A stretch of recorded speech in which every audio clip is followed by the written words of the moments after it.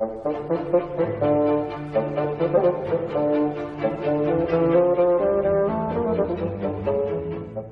present The Arrow of Heaven, adapted by John Scotney, with Andrew Sachs as Father Brown.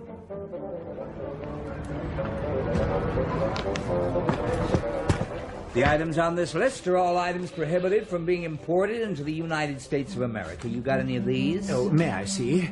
No. Oh, good heavens, no. No. Good. Anything to declare? No, I don't think so. Oh, there. I hope you've got your umbrella. Your famous umbrella? My umbrella? I didn't think I had to declare it. Just a little wisecrack. A joke, Father Brown, a joke. Oh, but you know my name, but I've never been here before. Know your name, Father Brown? Well, I reckon just about everyone in little old New York's heard of your exploits. Really? Father Brown. Yes? On behalf of the fraternity of New York Customs Officers, I'd like to welcome you to the United States of America. Oh! Boys!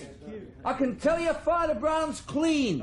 And I'm sure he'll be happy to answer your question. The Hoffman and the New York Bugle. Hey, Father Brown, how do you explain the recent crime wave in New York City, huh? Oh, is there one? Is there going to be a war, sir, between the German Kaiser and the British Empire? This year? Next year? What, in your opinion, sir, will the American woman be wearing in 1940? I would really... Come on now, boys, come on. Give Father Brown a break. Colonel Craig, thank heavens. I've seen my nephew. He's bringing up the automobile outside, Father Brown. Father Brown, are you staying at Brander Merton's castle? Castle? Yes, he is, boys. Colonel Craig, you got any information on the latest measures Mr. Merton's taking to catch Daniel Doole? Well, you tell me. I've been away in Europe the last couple of months. Can you tell us where he keeps the Coptic cup hidden? No comment, boys, no comment. Who do you think Daniel Doole is, Father Brown? Oh, Daniel... Now, gentlemen, please, we're only just off the boat. Father Brown is tired. He'll no doubt be issuing a press statement later. Come on now, thank you all. Thank you. This way, Father Brown. This way. Excuse us, boys.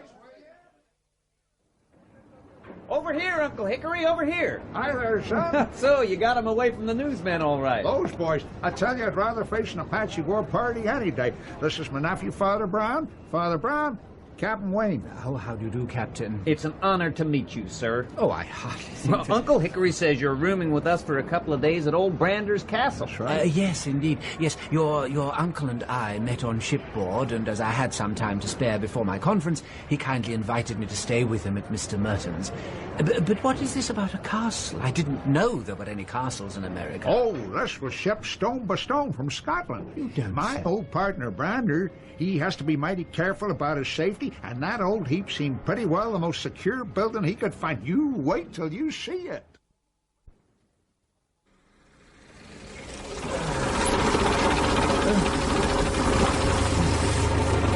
Well, now, we'll stop a minute or two here at Mason's Hollow. Oh, at last. I thought we were never going to stop. Well, we've hardly come any distance. Mason's Hollow is only 50 miles from Manhattan itself. Father Brown, my nephew's an aviator. His ideas and distance are based on flying. He considers it soon.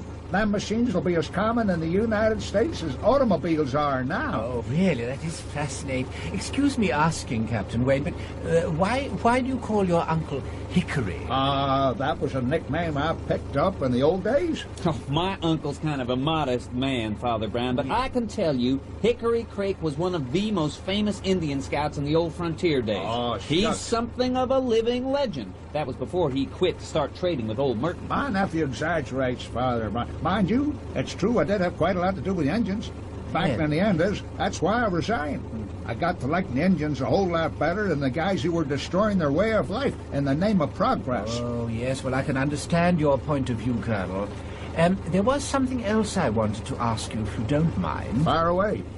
What is all this business about Daniel Doom and the Coptic Cup? Is that a horse race? Oh, no, sir, it's not. No, sirree. The Coptic Cup is a sort of chalice, I suppose you'd call it, set with uncut precious stones of various kinds. It goes back certainly before the time of Mohammed.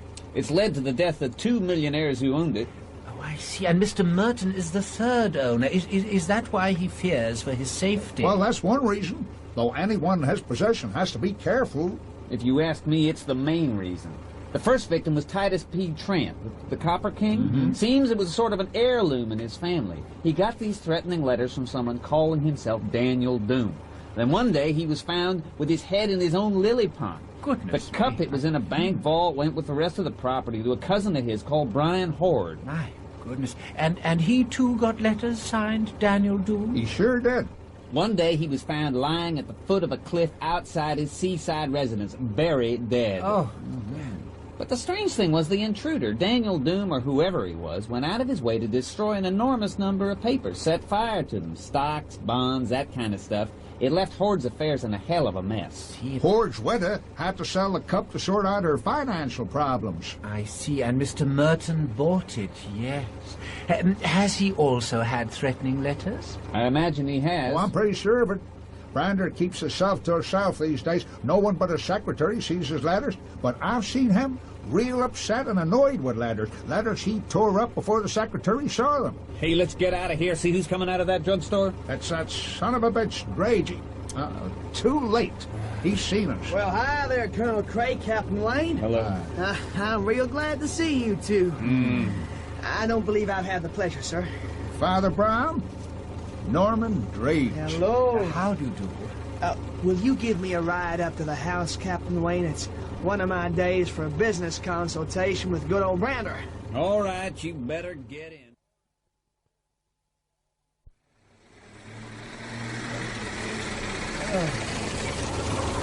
Well, here we are. We have to stop here by the outer wall. Oh, heavens.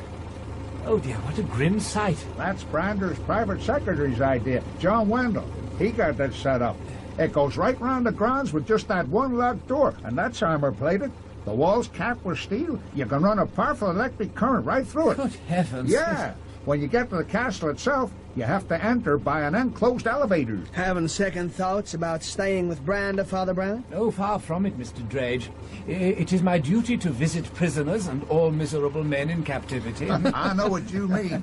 Brander and me, we used to take our wagons deep into the heart of renegade territory, and he never worried. And now he's as scary as a jackrabbit. And what's the use of all these fortifications? You can't defend against the unexpected. Why, I remember once at Fort Bowie, I was there with Brander. A solitary Apache came up, one half-naked brave with just a little knife under the barrels of 50 carbines. Yet he killed a trooper right up on the parapet. What happened? He threw it, quick as a flash. He threw that darn knife. Oh, hey, they've spotted us. They're opening the gates. Come on, let's get inside. It's very kind of you to have me as your guest, Mr. Merton. Not at all. In fact, I'd be glad of your advice. Hickory tells me you've got a pretty sharp reputation with regard to the criminal element, shall we say. Oh, hardly, I'm afraid. I'd be very glad if you'd join me for luncheon. And afterwards, I'd be grateful if you'd have a talk with me in private. When am I free this afternoon, John? At 3:30, sir, just after you finish. 3:30 it is, then. Now, if you'll excuse me, I have some private business to discuss with Drage here. You better come on through, Drage. I assume you won't be staying to lunch. I know how much you'd like me to, Brander, but no, I won't. Thank you. I'll leave you with my secretary, Father Brown, while I get this over with. Oh, thank you so much. Come on, Drage. Excuse me, gentlemen. Yes, goodbye. I'm very proud to have met you, sir. I've heard a lot about your reputation Oh, no, as a... please don't mention my reputation, Mr. Wendell. I feel as though I'm some sort of exhibit in a museum. Oh, as you wish, sir. Lunch is at 1 sharp. Mr. Merton likes his guests to be punctual for meals, I should warn you. Oh. After lunch, he generally spends an hour or so with his lawyer. Then I go through the afternoon's program with him. After that, I leave him alone for 15 minutes. He insists I do that each day at 3:15. Oh, excuse me. Harris? Yes, sir? Harris, Father Brown has an appointment with Mr. Merton at 3:30. Yes, sir. Harris is Mr. Merton's private bodyguard. He tries to make sure the boss is never left alone with strangers. Really? Or alone at all, really. But you said he is alone at 3:15 each day? Yes, for a quarter of an hour out of each 24 hours. That is all the real solitude he has. Oh. And that he insists on, and for a very curious reason. Yes. The Coptic cup is hidden somewhere in that room. None of us knows where, but every day he takes it out and worships it, you might say, alone, Oh, dear. But isn't that dangerous? Is there a window? I don't know about these things, but surely someone knowing his habits with a rifle... Oh, might... no, there's no window, only a skylight, and that's the only door with Harris on the other side. You've seen the other precautions. The doors are all kept locked, and here's the switch to turn on the electrocuting current round the walls. Oh. And, of course, we're all armed. Oh. It's pretty unlikely Doom could get in, but if he did, he'd never get out. How did you enjoy your first taste of American cooking, Father Brown? It's quite delicious, Mr. Merton. If you'd like to have some coffee, I'm sure John Wendell will be pleased to join you. Oh, of course. Oh, thank you. Well, that's it then. Well, I'll see you both later. Oh, indeed. Thank you, yes. With cream and sugar, Father Brown? Oh, how kind. Yes, please. Both. Yeah.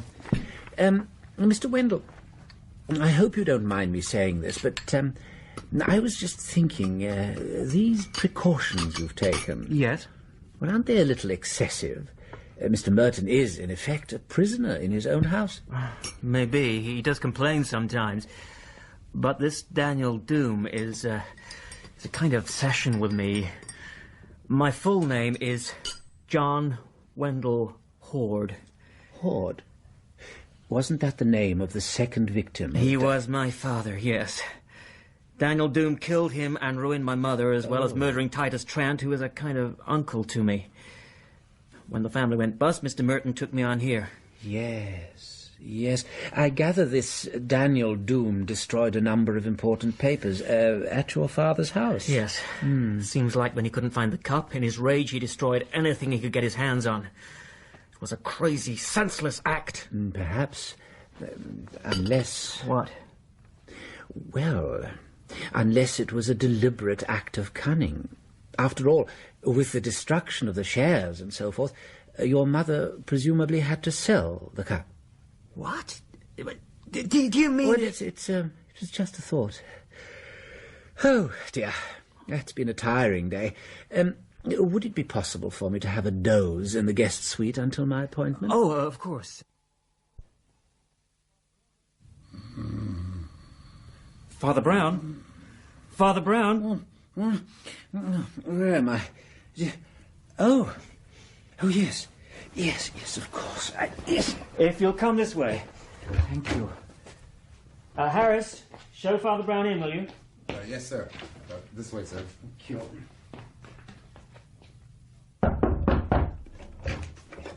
It's Father Brown for you, Mr. Mert. Jump in, Jehoshaphat! What's the matter?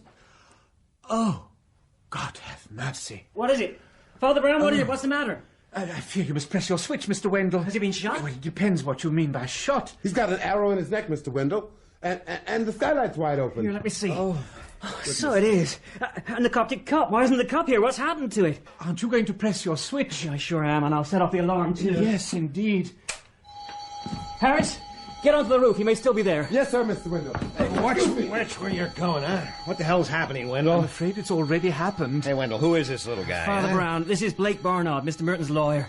He's dead, Mr. Barnard. So Brander's dead, is he? Sorry I can't sound more surprised. I guess we all knew it was going to happen sometime. An arrow from heaven, you might say. Well, you might say that, Reverend. I say let's check the roof. Harris is up there right now. Me, I'm going down to check the guard at the bottom of the elevator. Excuse me. Oh, what's this arrow from heaven nonsense? You really believe it's a miracle? Oh, no.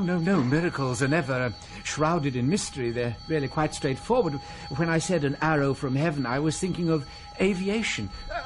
Here's Harris. Well, if Daniel Doom was on the roof, he sure ain't there now. I'd best report back to Mr. Wendell. Where is he? He's downstairs talking to the guards. Oh, Harris, when he's finished, would you ask him to have a word with me? Sure thing, Reverend. And, by the way, did Mr. Wendell leave this floor at all while I was asleep? No, sir. No, he didn't. He was here all the time. He was in his office when Mr. Merton was with Mr. Barnard here. Then he went to see Mr. Merton himself. Yes. Then when Mr. Merton was... Well, when I guess he was killed, he was with me. Hey, you don't suspect Mr. Wendell, do you, sir? Oh, I suspect everyone, Mr. Harris. If you ask him to see me as soon as you can, please, as quickly as you can. Yes, sir. Yes. Do you have an address for Norman Drage, Mr. Barnard? I do. He's in an apartment on the east side. I'd like that address. And have you an automobile? Right outside, with my chauffeur. Good. Perhaps you'd be good enough to drive me to the flying field. I believe Captain Wayne and Colonel Craik are both there at the moment. And then if you drive to a station where I can get a train into New York... Father Brown, I'm getting to like you. You're a hustler. A hustler? Oh, really? A hustler? Here's Mr. Wendell. You wanted to see me, Father Brown? Yes, Mr. Wendell. For reasons that I'm sure you understand, you had to be the person I first suspected of murdering your employer. I see. But the actual circumstances of the murder seem to make that very unlikely. Have you informed Colonel Craik and Captain Wayne of what has happened? No, not yet. I was just going to telephone the flying field. Yes, I'd rather you didn't. Mr. Barnard has kindly agreed to take me to the flying field in his motor car. I think it would be best if we broke the news to them.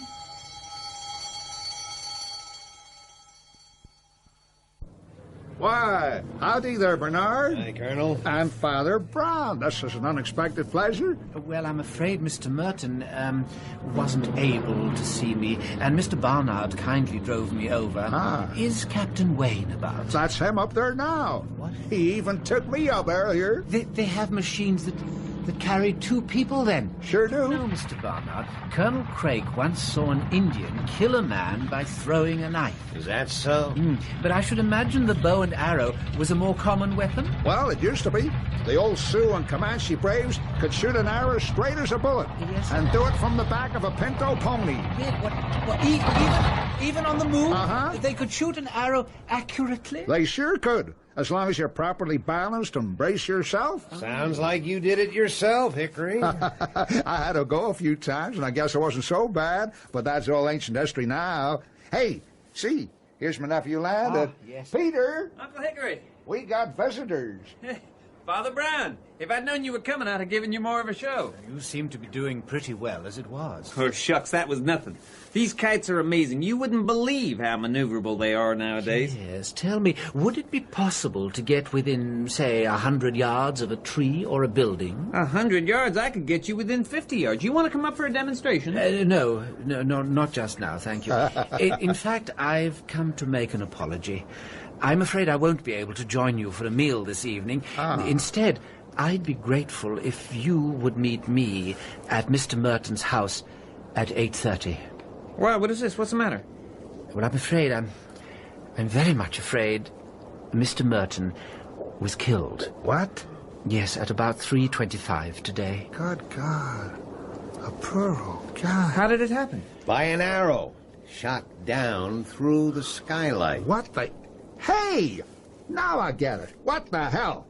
Are you standing up to tell us we murdered my old partner? I don't understand. This clever dick here was asking me all about shooting arrows while you're on the move and all about flying machines that can carry 2 people. So? Well, don't you see? He thinks you flew me up over Brander's house and then I shot the arrow down through the skylight. I'm not accusing you of anything at the moment, but I would be grateful if you join us this evening.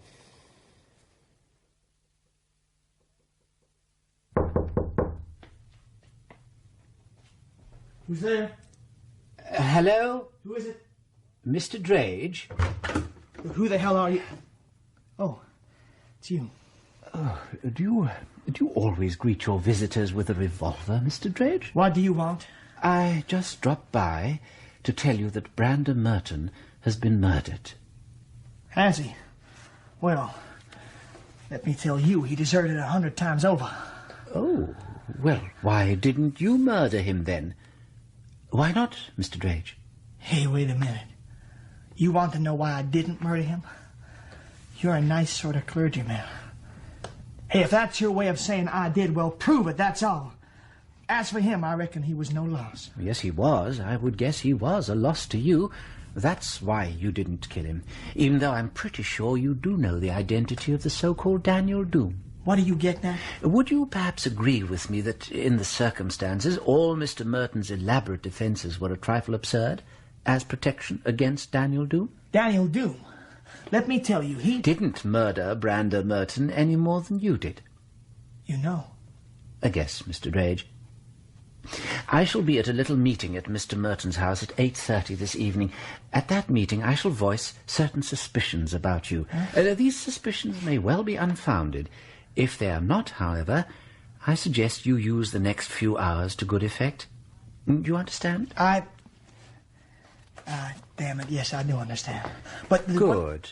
Then you've confirmed what I've suspected. Goodbye, Mr. Drage. I doubt if we shall meet again.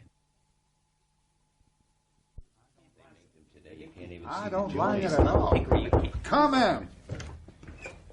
Gentlemen, Father Brown. Good evening, Father Brown. Good evening, Mr. Barnard. Mr. Harris, will you join us too, please? Oh, yes, sir. Now, is everyone here? No, I'm afraid Mr. Drage and Mr. Wendell are missing. Not to worry. I saw Mr. Drage and telephoned Mr. Wendell from New York. I told him he needn't attend. Father Brown, what is this fiasco? I'm perfectly aware you believe Peter and I killed Brander. Oh, I assure you I don't. Why, you practically told us. Yeah. No, Captain Wayne. You told me. I felt it extremely unlikely that you went careering over the castle in a huge, noisy machine while an elderly gentleman leaned out at a perilous angle and unerringly shot a Red Indian arrow through a skylight. But I had to suspect everyone, and you had to prove your innocence. And how the hell did they do that? You were there, Mr. Barnard. You recall how, until they actually knew of the crime, they virtually fell over each other in explaining to us how they could have committed it. Yeah. Until they realized what they were accused of. Now, a guilty person would never have behaved like that. Besides, how did they steal the Coptic cup? Did they yank it up on a fishing line? But the Coptic cup is missing. In a sense.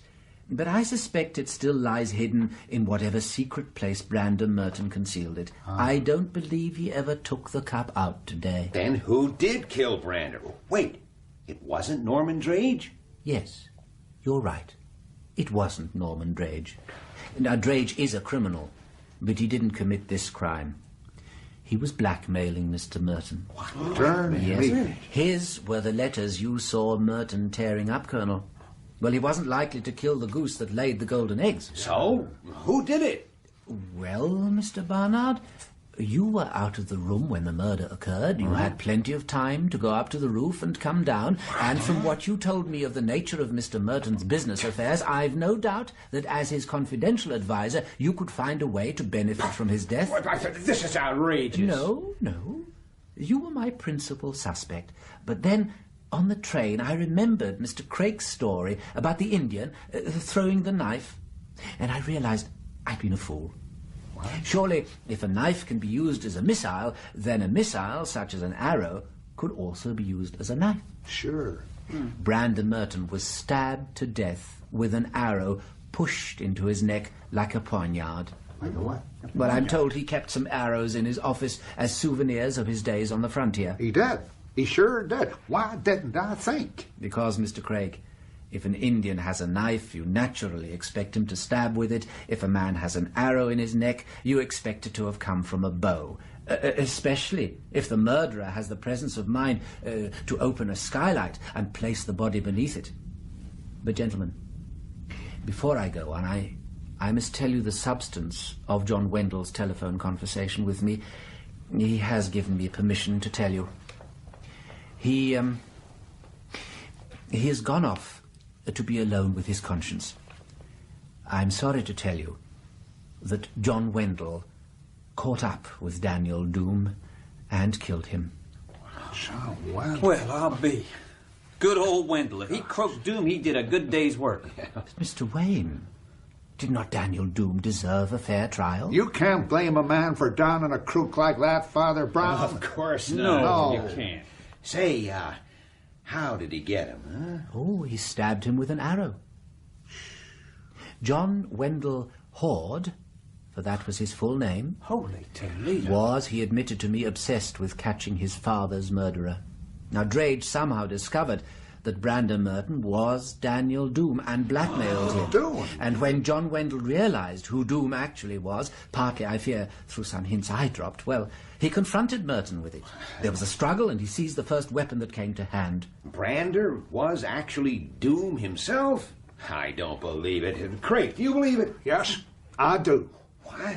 I've known Brander 40 years, and when he wanted something, nothing would stop him getting it, and he sure wanted that cup. Now, he's done some dirty things in his time. But, get that, Harris? See who's calling? Yes, Mr. Craig. Mr. Merton's residence. It's for you, Father Brown. Oh, thank you, thank you. Hello, yes? Oh,